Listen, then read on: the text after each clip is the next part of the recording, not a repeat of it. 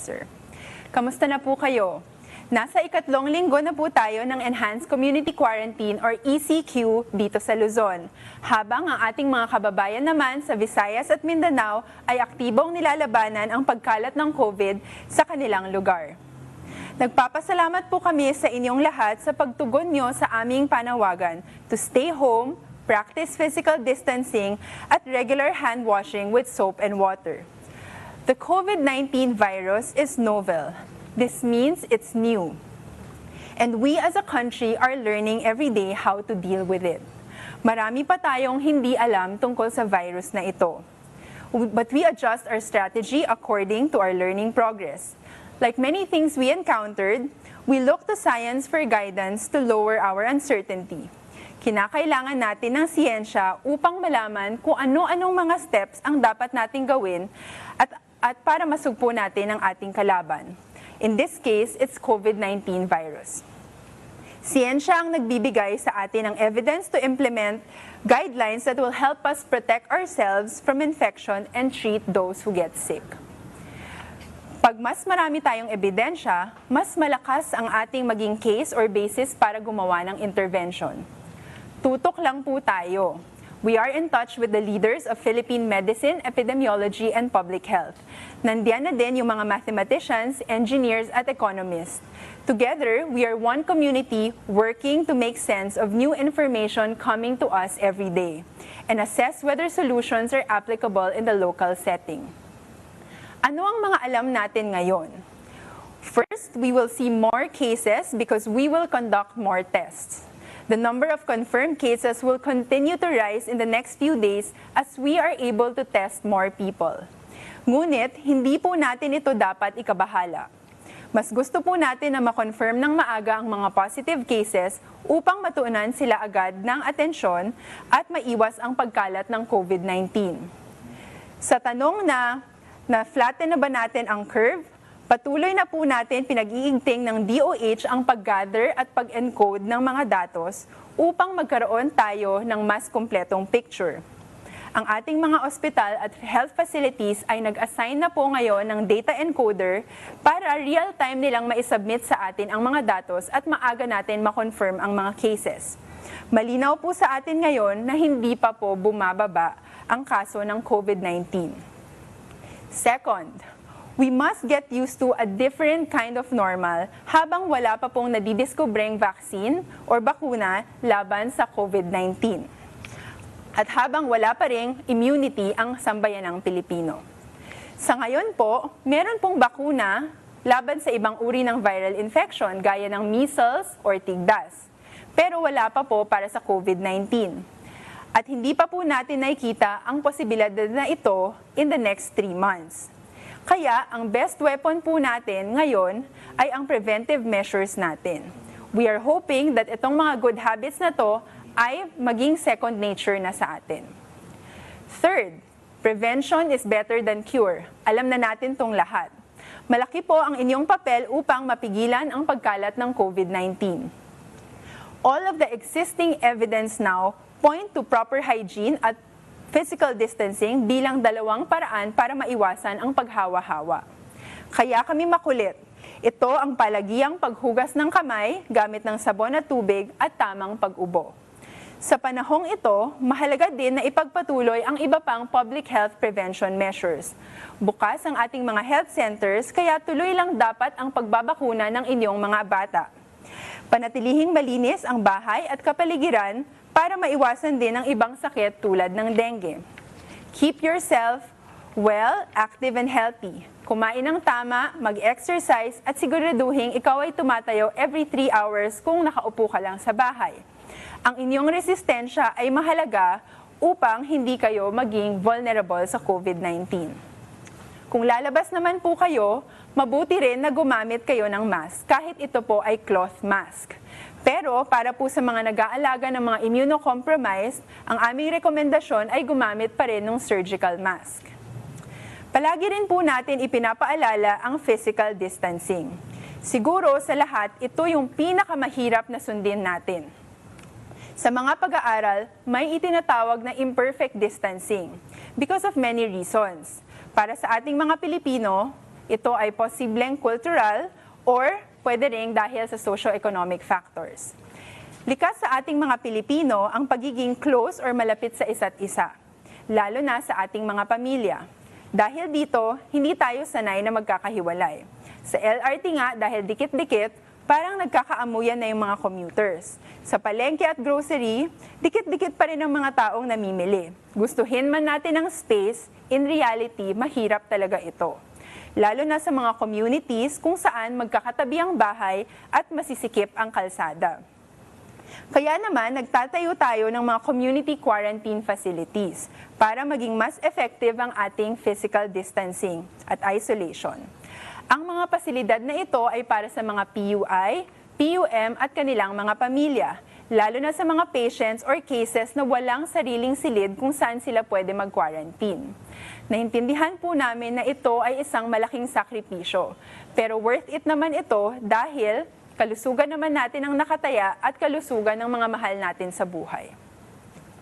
Para po naman sa mga iba nating updates ngayong araw, currently, we have RITM as our National Reference Laboratory, and we have 7 sub-national laboratories at full-scale implementation. With 40 other laboratories in the pipeline, we can expect our daily testing capacity to increase significantly within the next couple of weeks as more laboratories will be certified. Nais lamang po din naming linawin, strategic po ang direksyon natin sa testing. Ibig sabihin, bagamat ito ay pinalawak, targeted po ang testing natin to cover those who are in need. Hindi natin layunin na pipila tayong lahat, isang araw, at basta-basta na lang pong magpapatest. Yes, we will test, and test. But sabi din ng WHO, test the suspected cases or those who need it, and not every single one of us. Gaya rin po ng sinabi ni Secretary Galvez, ang ating Chief Implementer ng National Task Force on COVID-19, ang mass testing po na ito ay pagpapasiguro na maitest lahat ng PUIs at ang ating vulnerable populations, lalo na ang ating mga healthcare workers. Ito po yung sinasabi nating mass testing. Mas madaming mabibigyan ng test, lalo na ang mga may kailangan talaga nito. What we can assure you is that DOH has been working to cover those who are in need of testing. Iba pa pong mga updates natin, upang makapagbigay ng patuloy na serbisyo sa ating mga kababayan, inilunsad ng ating Lung Center of the Philippines ang kanilang Ask Force. This is an online consultation platform for COVID-19 through their Facebook page. Ang Philippine General Hospital naman po ay naglunsad ng isang dedicated 24-hour telemedicine hotline, 155-200, in cooperation with PLDT. Ulitin po natin, 155-200. Bukas po ang hotline na to 24 oras. Kung kayo po ay mayroong sintomas o iba pang katanungan about COVID-19, you can dial this number for consultations with medical professionals. You can also use this hotline para makapag-donate po kayo ng PPE or iba pang supplies. Ang telemedicine ay nakakatulong sa ating publiko para maka-access ng impormasyon mula sa medical professionals, para matugunan ang inyong mga kinakailangan. Ito ay makakatulong din para yung mga hindi po kailangan pumunta sa ospital, hindi na po kailangan unduly ma-expose. Upang masiguro naman ang ating kaligtasan, patuloy po ang ating pamahalaan sa pagtatayo at pagko-convert ng existing large-scale structures as COVID-19 quarantine facilities. With this, the Department of Health would like to thank the Philippine Sports Commission or PSC for offering Rizal Memorial Coliseum and other facilities to be used as quarantine sites for our COVID-19 patients. Isa ang Rizal Memorial Coliseum sa mga unang inoffer ng PSC para magamit bilang quarantine sites, kabilang na ang Rizal Memorial Sports Complex, Ninoy Aquino Stadium, and Rizal Memorial Baseball Stadium.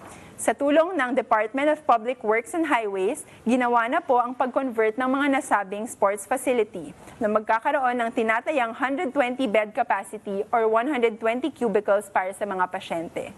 This Monday, April 6, RMC will begin to accept mild and asymptomatic COVID-19 positive cases from Metro Manila and nearby areas. This will be operationalized by the Armed Forces of the Philippines, the Philippine National Police Medical Corps, with 3 doctors, 5 to 10 nurses, and 20 medics. Pinapasalamatan rin po ng DOH ang ating private sector partners for their contribution to the construction of our community quarantine facilities.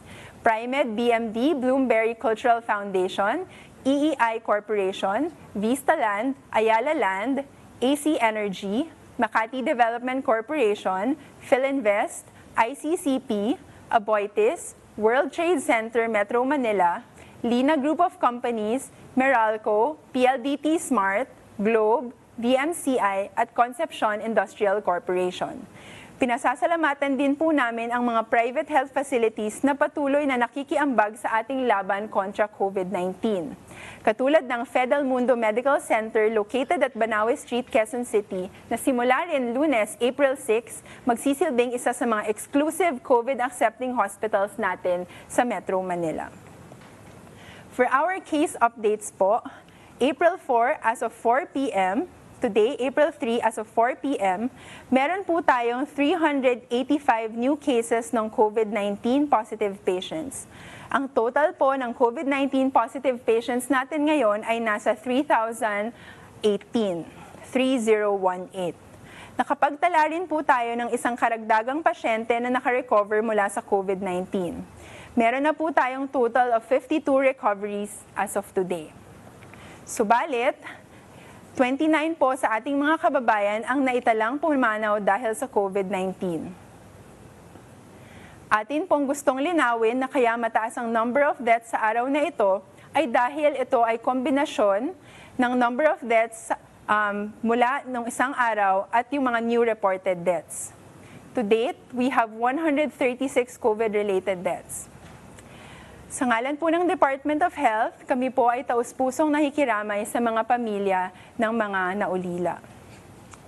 Para po sa details tungkol sa mga bagong kaso ng COVID-19 sa bansa, i-access nyo po ang www.ncovtracker.doh.gov.ph. Ito po ang ating live COVID-19 case tracker. Continuous din po ang pagsasagawa ng contact tracing kung saan aktibo nating hinahanap ang mga positibong infected sa COVID-19. So our goal is to minimize our cases to zero as soon as possible. That's why we need your help and cooperation. Makaambag po tayo laban sa pandemic na to sa pamamagitan ng hindi paglabas ng bahay, pag-practice ng physical distancing at palaging paghugas ng kamay. So, para naman po sa mga tanong ng ating media partners at ang ating mga callers, number 1, galing kay Mariben Verganio Epa Lopez sa Facebook, would it be possible to allocate designated places in the respective barangays for people considered as PUM and PUI? This way, we can have them taken care of and guarded so that the strict quarantine will be followed. Ang kasagutan po natin dyan is our local government units have already initiatives related to this. And the national government has also stepped in. Kaya naman, we have conversion of these various big facilities from basketball courts in the barangay to even the convention centers as community quarantine and isolation facilities. Yung DOH po ang nag-i-issue ng standards which are in line with infection prevention and control practices. Galing naman po kay Alison Makasait, ano po ang magiging basihan ng DOH para i-quarantine ang mga mild cases sa mga national quarantine facilities? Lahat po ba ng magpapakita ng mild symptoms ay i-quarantine or selected mild cases lang? So binabase po natin ang sagutan sa katanungan na ito dahil sa ating mga algorithm, no? So mild cases which are not eligible for admission into hospital, yung mga non-elderly, mga no comorbidities, non-pregnant cases, dito po sila ma-admit. The quarantine facilities are in place because we understand that it's not easy for many households to isolate themselves from one family member due to space limitations. Galing naman po kay Caroline Bongkin ng CNN, can our laboratories do a total of 3,000 tests a day by around April 14? We are confident that our laboratories can do a total of 3,000 tests a day by April 14. No? RITM is now processing around 1,000 tests per day. Inaasahan po natin na mas tataas pa ito hanggang 2,000 tests per day sa mga darating na araw. Meron din po tayong mga subnational laboratories, yung nasabi ko na kanina, na nagproproseso ngayon ng halos 500 tests per day. Patuloy din pong itataas dahil may mga tinitrain po ng mga bagong medtech para dumami ang shift sa ating mga subnational laboratories. The test kits produced by UP is also expected to get marketing authorization as soon as they submit their results to FDA. Kapag ito po ay naaprubahan, ito po ay karagdagang dagdag sa number of tests. Nais lamang din po naming linawin, ang target po natin itest ay yung symptomatic patients and obviously our healthcare workers. Ang ating expected capacity by the end of April ay at least 8,000 tests per day. At we are very fervent in our commitment to make sure that happens po. From Christine Sabilio, ABS-CBN Online, there have been some cases of PUIs dying in tents and not being accommodated by hospitals. What is being done to make sure they are given proper care? So may referral network po tayong sinusundan para hindi mapabayaan ang kahit sinong pasyente. Sa kasalukuyan, the COVID-19 referral hospitals are expected to receive the severe cases which will require critical care. Non-COVID-19 referral hospitals are expected to receive those mild cases and even those non-COVID patients. No? Hindi natin dapat kalimutan na sa panahong ito, hindi lang naman COVID ang sakit ng mga Pilipino. From Greg Gregorio, how many patients from Philippines will be included as we participate in WHO's Solidarity Trial? How is the process for this and is there a waiver that needs to be signed? So walang limit po kung ilang pasyente ang maaaring sumali sa Solidarity Trial ng WHO. Ito ay yung malawakang research para ma-document kung anong gamot ang epektibo laban sa COVID-19. So nag-submit na po ang ating mga eksperto ng kanilang proposal. Initially, we have 20 hospitals who are participating. Ang ibig pong sabihin nito, kung may COVID-19 patients sila, ang kanilang doktor ay maaari silang i-enroll sa trial na ito. So may isang system po na magdedesisyon kung alin sa 5 treatment protocols ang ma-apply para dun sa pasyente. Kaya po siya randomized. At syempre, bawal i-enroll ang mga pasyente na mayroong contraindication dun sa mga gamot dun sa treatment protocol. At ang pinaka-importante po sa lahat na dapat natin i-highlight dito is the informed consent that will be sought from the patients or their legal representatives. It means that the doctors need to explain fully to the patient what the trial is about, that the tests are going to be randomized, and they have to agree to joining it. So, salamat po sa mga nagpadala ng mga questions. Hanggang dito na lang po muna ang masasagot natin ngayong araw. Para sa mga ibang katanungan nyo, bukas na lang po siya. So, to close today's virtual presser, the rate at which cases increase in the country depend on every one of us. COVID-19 needs to stop at your doorstep. Kayo ang frontliner sa laban na to. The health system is our second line of defense. The rate at which cases recover depend on the health system, but the number of cases depends on how well you and I can prevent new infections. There are two fronts into this war: your homes and the community, and the hospitals. We have more than 1,000 hospitals in the country, but we have 20 million homes or households. We will have a better chance of winning this when 20 million homes or households will do their part. So tanungin natin yung sarili natin ngayon, are we doing everything we can to prevent COVID-19? So lastly, we remind everyone po to please fact-check. Tumingin lamang po tayo sa verified and legitimate information. Fake news gives us unnecessary panic and anxiety, and it's not the right time for this. Di natin kailangan ng panic. Lalong humihirap ang laban kung may fake news. Sabi nga ni Yusek Vergere, buhay at kaligtasan ang nakasalalay sa bawat click and share natin sa social media. For more information and updates, you can check our social media accounts po, and please do join our DOH Viber community. We'll keep you posted. Stay tuned po for our Beat COVID-19 virtual presser tomorrow. Mag-ingat po tayong lahat. Sana po nasa mabuti kayong kalagayan. And tandaan, together we can beat COVID-19. Maraming salamat po.